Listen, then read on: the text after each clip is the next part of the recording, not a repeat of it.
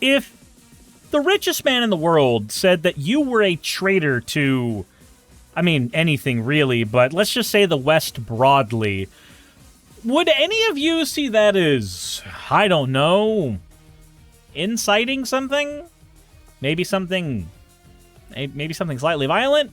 Because I don't know, maybe to me it feels just a little stochastic-y when you're the richest guy on the planet posting on your own social media platform that a particular journalist that you don't like is a traitor to the West, knowing that the kinds of people who venerate the West as an idea above everything else tend to have way more machismo than they've ever earned in their life and tend to be very violent. They also tend to join the Proud Boys. That said, before we get into that, I do want to show you guys a little bit of fan art, and this fan art comes from Lass Arts, and they said it's Suris in a collar.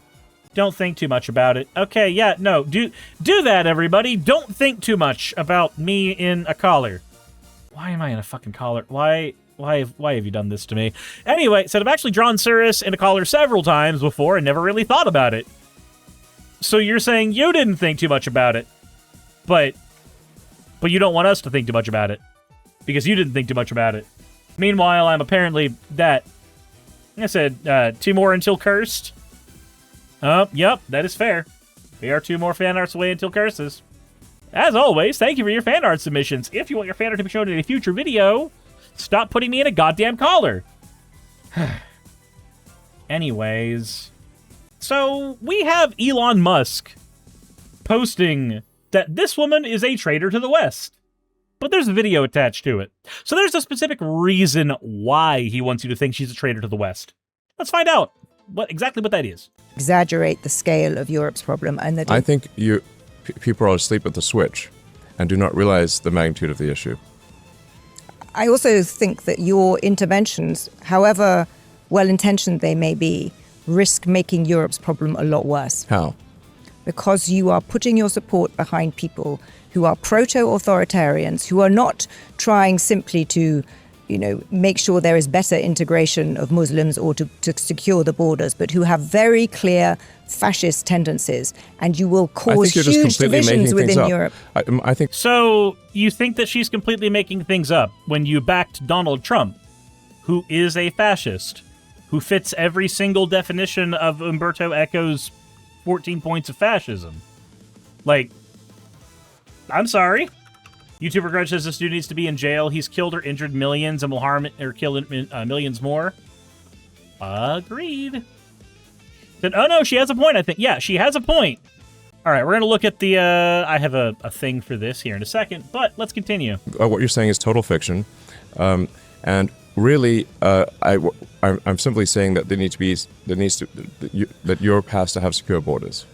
Europe has to have secure borders. Europe. The continent.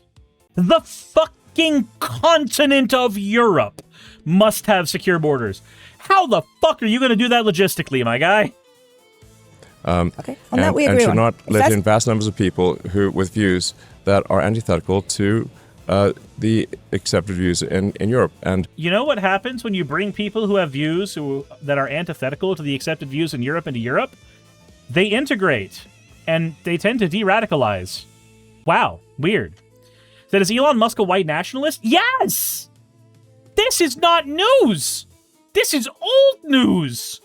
And where there will not be some level of safe cultural integration. This is simply common sense. If all you are saying is Europe should have secure borders, I completely agree with you. Then I have misunderstood what your interventions have been on social media, because that is not what the view I have, not what I would conclude having seen what the people you are supporting and the things you're doing. But if that's your goal, I share your goal that Europe should have secure borders. Yes. I think that's perfectly agreeable. So, I like how Elon Musk posts she's a traitor to the West after posting her agreeing with him on a thing. So let's go ahead and take a look at what's actually going on. And the New York Times talked about this, but of course they want me to pay money because democracy dies in darkness. So let's just go ahead and keep it all in the fucking dark. So instead, we're going to look at the Hindustan Times talking about this instead. So who is Zanny Minton-Beddoes, Elon Musk calls the Economist's editor-in-chief a traitor to the West after one of her interviews.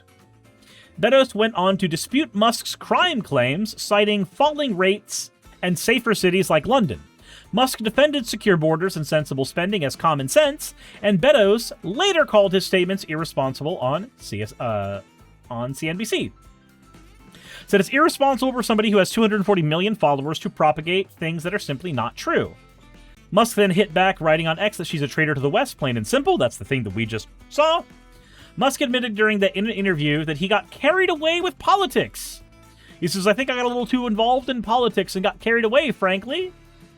He also defended the underlying aim of his Doge work. He argued that the goal was to make sure money was not being wasted or spent on fraudulent activities. Though he said he got a lot of flack for it. Yeah, because the way that you stopped the wasteful spending was control effing the word trans out of shit, among other things. Like, if anything, the biggest waste in every single aspect that you venture into is yourself, my guy. Oh, apparently, Tiglia agrees with me. Said, anyway, Citizen Vigilante post incoming. Musk also denied that the aid cuts that he presided over by his short-lived time in the Department of Efficiency cost lives. On being asked if children in Africa died because funding was pulled so suddenly, he said 0, later repeating 0.0. So, when you actively cut funding from people who need that funding to survive, you do not think that anyone died? I don't think he doesn't think that people died. I think it's more that he thinks they died, but that he's not responsible.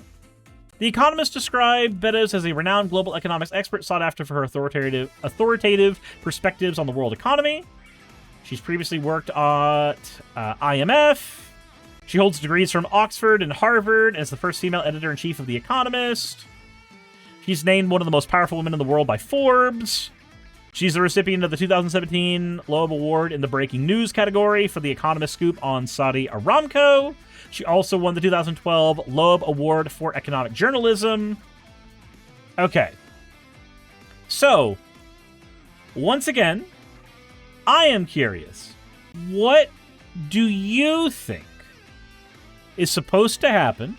What do you think is being implied by Elon Musk when he says that somebody's a traitor to the West? What do you think that we should do to traitors of the West, Elon?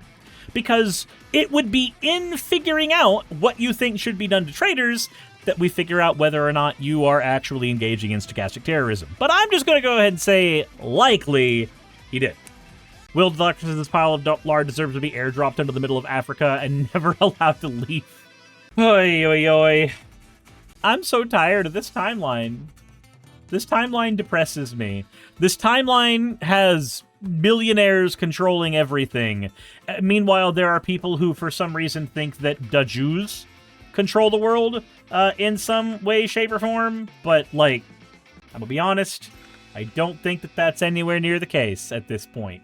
And I think we have pretty decent evidence of that. You know, in the fact that Elon Musk isn't fucking Jewish.